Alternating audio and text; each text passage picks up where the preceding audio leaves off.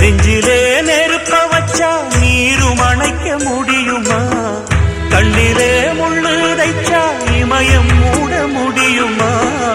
பாரத கதையில் கூட பழியில் முடிஞ்ச காவியந்தான். இருப்பதும் இறப்பதும் அந்த இயற்கையோட கையில, இருப்பதும் இறப்பதும் அந்த இயற்கையோட கையில. நான் மறைஞ்ச பின்னும் நிலைப்பது என் உயிர் எழுதும் கதையில. சந்திரனே சூரியனே நட்சத்திர நாயகனே, சந்திரனே சூரியனே நட்சத்திர நாயகனே.